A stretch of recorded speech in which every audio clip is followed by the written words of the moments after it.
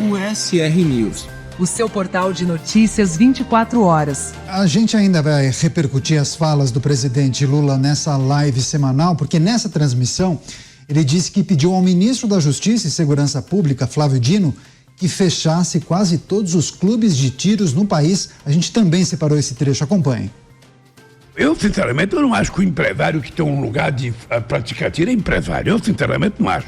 Eu já disse, Flávio Dino, nós temos que fechar quase todos, só deixar aberto aqueles que são da Polícia Militar e do Exército, ou da Polícia Civil. É a organização policial que tem que ter lugar para tirar, para treinar tiro.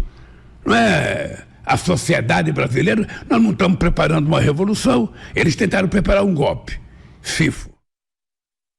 Pois é, vamos repercutir com os nossos comentaristas. Vamos abrir essa rodada com o Roberto Mota, no Rio de Janeiro.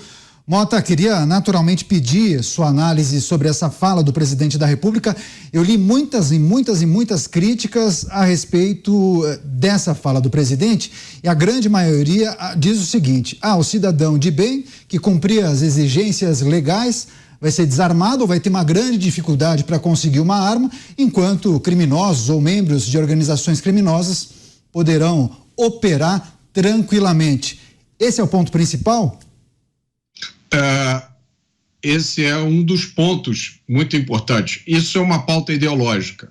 A esquerda é ideologicamente contra armas nas mãos de cidadãos de bem e ela ignora a existência de armas de guerra, fuzis, granadas, nas mãos de criminosos. Essa é a mentalidade da esquerda. Não há uma argumentação que sustente isso. Na verdade, quando você olha os números mostram exatamente o contrário. À medida em que subiu o número de armas nas mãos de cidadãos de bem nos últimos anos, caiu o número de homicídios. Então, se existe alguma relação, ela é exatamente oposta à relação que a esquerda diz existir. Existe um outro aspecto dessa questão que é muito importante, que é o direito à autodefesa. Esse é um direito natural, é um direito inalienável. Vamos pensar nos brasileiros que moram nas grandes cidades. Na maioria das grandes cidades brasileiras há favelas, chamadas de comunidades. Na maioria dessas favelas há a presença de tropas do narcotráfico, armadas com fuzis, granadas, até metralhadoras antiaéreas, como se viu aqui no Rio de Janeiro recentemente. Eu talvez esteja com uma falha na minha memória, meus colegas podem me ajudar, me lembrando de algum programa deste novo governo que tenha como objetivo desarmar as forças do narcotráfico. Na verdade, o que nós temos visto nos últimos anos, na legislação e na jurisprudência, é sempre uma tentativa de caracterizar a atividade de narcotráfico como uma coisa menor, não é tão relevante assim. Há até quem diga que o tráfico de drogas é um crime praticado sem violência. Basta uma simples pesquisa na internet e vocês vão encontrar inúmeros casos de traficantes presos com armas que foram soltos no dia seguinte na chamada audiência de custódia. É disso que se trata. É pura ideologia, não há absolutamente nenhuma racionalidade nisso, nenhuma base em cima de números ou fatos. Ainda sobre essas falas do presidente Lula, o Cristiano Beraldo, que está com a gente. Beraldo, você fez um questionamento muito pertinente na sua rede social. Vou aproveitar, inclusive, para puxar por esse ponto. Queria, claro, escutar como você avalia essa ideia do presidente Lula. Agora, a sua pergunta, o ponto principal, segundo o seu post, trata da exclusividade das armas para o governo federal, para o Estado. Por qual razão você entende que o governo tem esse desejo? Na verdade, como o governo é incompetente para fornecer segurança pública a ponto das pessoas de bem saírem, circularem com segurança, com tranquilidade, você vê que esse esforço do governo é para dar esse monopólio das armas ao Estado, mas ao Estado paralelo. Porque, como disse o Mota, não tem um programa hoje, não tem um enfrentamento direto para combater todas as facções criminosas, todas as organizações criminosas que comandam boa parte do Brasil. Então, como é que a gente pode entender que o mesmo presidente da República, que em diversas oportunidades passa a mão na cabeça de ladrão, diz que roubar celular não tem problema, diz que entende quem rouba uma farmácia, quem rouba uma padaria. Então, a gente vê a mensagem vindo do poder executivo, da presidência da República, da esquerda brasileira como um todo, sempre condescendente com o ladrão, com o criminoso. E, ao mesmo tempo, abre-se essa campanha contra as pessoas de bem que obtêm armas de forma legal e querem praticar tiro, que nos deu, como nação, nossa primeira medalha olímpica. Então, Lula, com esse discurso, ele demonstra que não está... essa bandeira ideológica que importa para ele, ele não trata das consequências desse tipo de atitude, porque essa campanha que ele e Flávio Dino vem promovendo, ela vai criminalizando o cidadão de bem que tem uma arma, que precisa de uma arma para se defender, em razão da ausência do Estado. Esse é o fato concreto. A população no Brasil, ela sobrevive.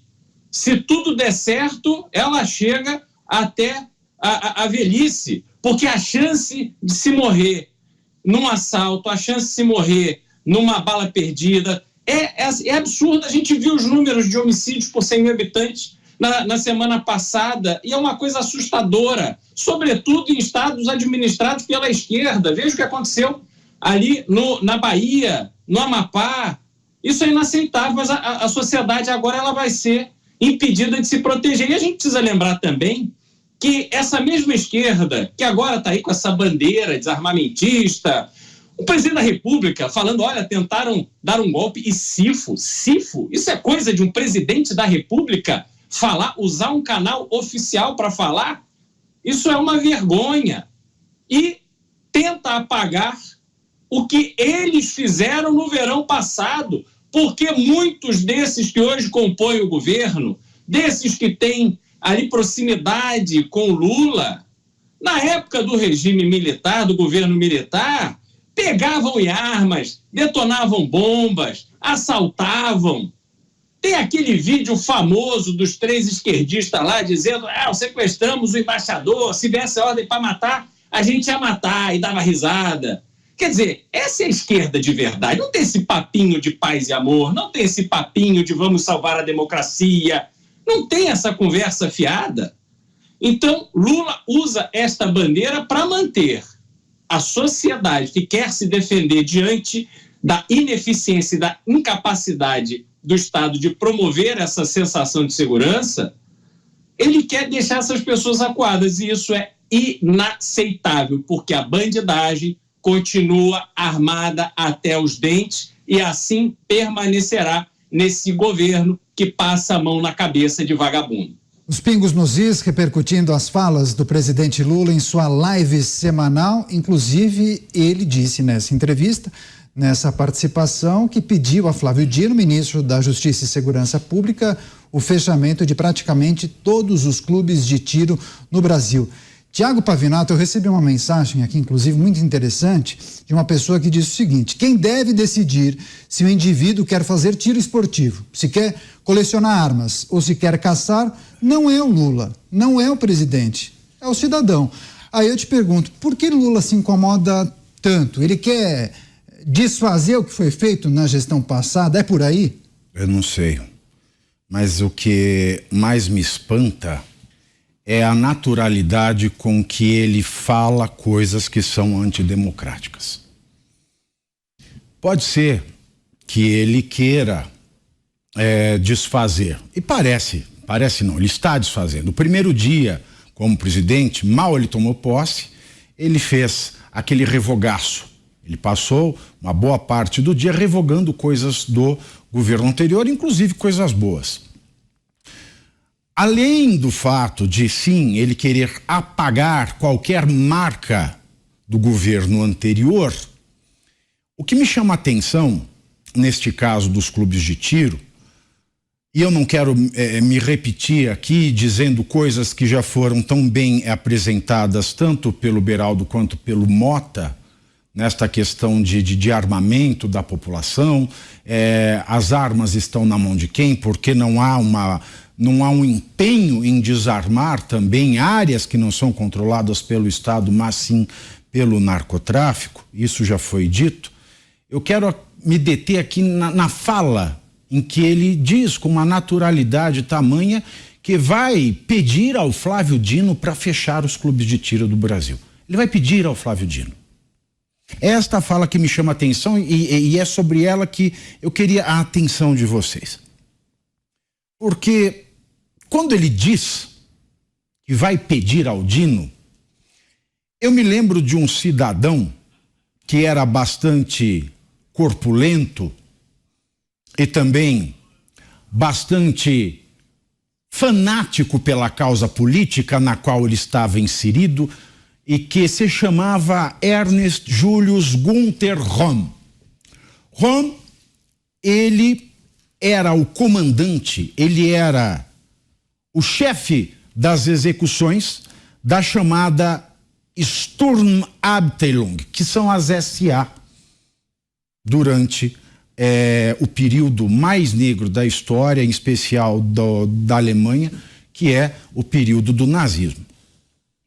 E Röhm, ele executava todas as ordens do Führer, até que ele passou a não ser mais interessante, foi preso pelo próprio Führer e ele foi convidado a tirar a própria vida. É um capítulo bastante confuso também, mas o que eu quero dizer com isso é que a Polícia Federal não é um órgão de governo, ela é um órgão de Estado. Ela está alocada no Ministério da Justiça e da Segurança Pública, mas o chefe da Polícia Federal é o diretor-geral da Polícia Federal. É o delegado, não o ministro da Justiça. O ministro ele pode escolher quem é o delegado, ele pode nomeá-lo, mas ele não pode chefiá-lo. Da mesma maneira que um presidente, na teoria, ele indica um ministro do Supremo, um procurador-geral da República, mas há que existir independência entre o nomeante e o nomeado. E este caso me faz lembrar algumas coisas que têm acontecido. Dizem que o PT é contra a privatização, mas o Partido dos Trabalhadores, sob a batuta de Luiz Inácio Lula da Silva, realizou, e não tem vergonha de esconder, a maior privatização da história deste país, que é a privatização da Polícia Federal. A Polícia Federal foi privatizada e eles não têm vergonha, eles não querem nem esconder este fato. Por que eu digo isso? Porque ontem, no caso Marielle, apesar do fato de o Ministério Público do Estado do Rio de Janeiro ter assinado um acordo de cooperação com a Polícia Federal, o resultado de uma delação de um dos presos, ele foi alardeado como a solução de um crime, não pelo delegado geral apenas, não pelo membro do Ministério Público do Rio de Janeiro apenas, mas também pelo ministro da Justiça, como se ele tivesse envolvimento, neste caso, como se ele tivesse envolvimento na Polícia Federal. E ele disse, logo no começo desse governo, que foi uma promessa que ele fez à irmã de Marielle, Aniele Franco, que é ministra da Igualdade Racial, aquela que esteve no Complexo da Maré sem capacete, sorrindo e disse, não, aqui não podemos usar capacete porque a lei é outra, legitimando, portanto, a lei de quem quer que seja que controle esta área que deveria ser controlada pelo Estado brasileiro. Mas nós vamos mais além, hoje nós tivemos mais um desdobramento desse caso e quem foi falar deste caso na imprensa foi mais uma vez o ministro da Justiça e não o delegado, o diretor-geral da Polícia Federal. E não contente, o ministro da Justiça e Segurança Pública, que não poderia falar em nome do delegado, do diretor-geral da Polícia Federal, além de dar a entrevista novamente, ele diz que isso foi um pedido pessoal de Lula para que se desse prioridade ao caso Marielle. Bom, ao lado disso, nós temos a questão do general Dias Gomes. A Polícia Federal ela tem sido implacável. Dias Gomes era um novelista. Me desculpe. G. Dias. Me desculpe. Eu falei tanto do G. Dias hoje, é o Gonçalves Dias, que não é o poeta, é o general, que era ministro-chefe do Gabinete de Segurança Institucional do governo Lula. Nós vimos que a Polícia Federal prontamente, né, mexeu toda a configuração do jogo do caso Marielle por conta de uma delação premiada que ainda nem estava amparada em aspectos materiais. Mas, no 8 de janeiro, há que se lembrar que, num vídeo que foi vazado, apareceu lá o general Gonçalves Dias, G. Dias, que era o ministro-chefe do Gabinete de Segurança Institucional, e que, porque estava num vídeo, no dia do crime, na hora do crime, na cena do crime, mesmo que ele não estivesse fazendo nada, mesmo que ele tivesse sido surpreendido, ele deveria, e qualquer aluno que cursa o primeiro ano, a primeira etapa do curso de Direito Processual Penal, sabe dizer isso, coronel, ou general G. Dias deveria ter sido chamado, no mínimo a depor. Mauro Cid, que falsificou carteira de vacinação, não só está preso preventivamente, como foi chamado a depor, depõe várias vezes, teve buscas e apreensões. Agora, o G. Dias, que cometeu crime similar, ou seja, ele falsificou certamente documentos de inteligência e deu esses documentos rasurados, modificados ao Congresso Nacional, não teve nenhuma busca e apreensão e apareceu, mesmo tendo aparecido no vídeo da cena do crime, não foi chamado. O que parece isso? Parece que G. Dias, por ter sido ministro-chefe do Gabinete de Segurança Institucional de Lula, Lula que pediu prioridade, Lula que manda em Dino, que manda na Polícia Federal, tem demonstrado que a Polícia Federal ela tem deixado de ser um órgão de Estado, passou a ser um órgão de governo, ou pior, passou a atuar como órgão de intimidação do Partido dos Trabalhadores, em modos respeitadas as devidas proporções da SA de Roma, a quem o Führer pedia que executasse coisas da mesma maneira que Lula pede para Dino fechar clubes de tiro no Brasil. Como é que um ministro da Justiça pode fechar clubes de tiro no Brasil? Ele não pode. O ministro da Justiça e da Segurança Pública não tem poder de polícia. Quem tem poder de polícia é a Polícia Federal e só o faz mediante ordem judicial, que o faz mediante previsão legal. Então, alguém me explica como é que o Dino vai fechar clubes de tiro no Brasil? Pois é, tem um outro aspecto que a gente também vai tratar. Vamos a Brasília. José Maria Trindade, a gente precisa escutar o que o Zé tem a falar sobre essa informação. Lula pediu, ou pelo menos divulgou, que vai solicitar a Flávio Dino o fechamento de praticamente todos os clubes de tiro no Brasil. Agora, Zé, ao longo dos últimos anos, nós vimos um mercado se consolidando. Não somente os clubes de tiro, os fabricantes de armamentos, de munições, como todos os envolvidos nesse segmento.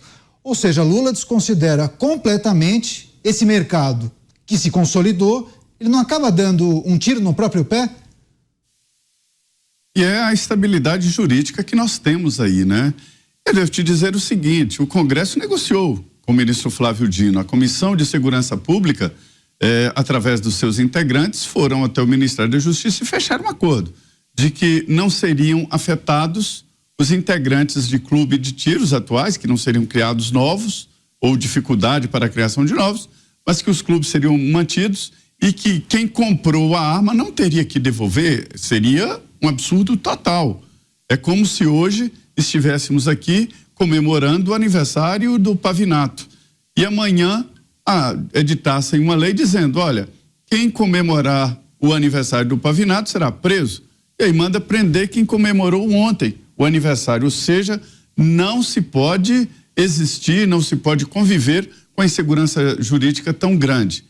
Eu tenho que te dizer também o seguinte, essa história de clube de tiro, de atirador esportivo, de colecionador, isso é enganação. O que tinha era que regulamentar o direito constitucional. A Constituição diz claramente que todos têm o direito de defesa. Ninguém faz a defesa com as unhas, como gato, ou com dentes e mordidas, como cachorro. Se faz a defesa com armas, e armas modernas. O que tem que ser feito é o Congresso Nacional regulamentar, aprovar uma lei. Não é o Lula vociferando para cá e para lá e para ali, dizer o que o cidadão tem ou não.